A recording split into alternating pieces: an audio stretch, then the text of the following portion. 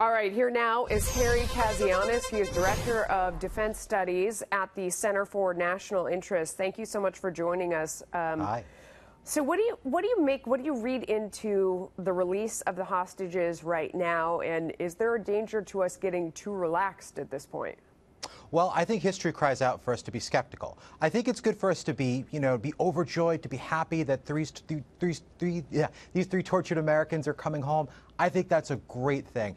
But we have to remember our history here. And dealing with North Korea, it's pretty much like you're trying to negotiate with Lucifer. It's not always going to work out the way you think, and 99% of the time they're lying. I think we also have to remember the regime we're dealing with. The North Koreans are still a regime that has over 100,000 people in what are political gulags. In fact, they still have one prison camp that is geographically 3 times the size of Washington, D.C. So we can't ever forget the regime we're actually dealing with here.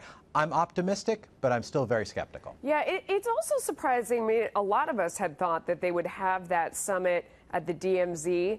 What do you make of the fact that they're now saying, nope, not going to be there?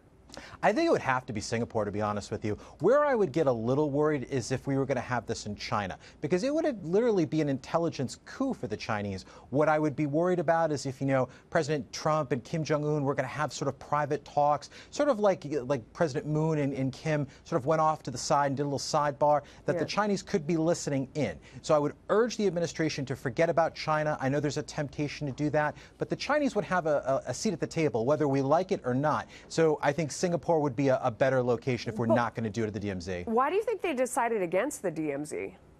I don't know. The only thing that would make sense is that maybe President Trump didn't want to have the same optics and photo ops and, sort of the same setup. There was other locations they could have done it along the DMZ.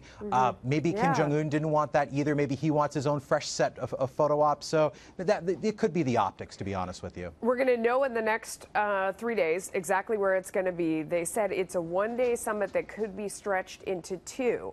That's interesting. I mean, you're talking. So I guess if it extends longer, is that a bad sign? They're not able to agree to things so far. What do you think?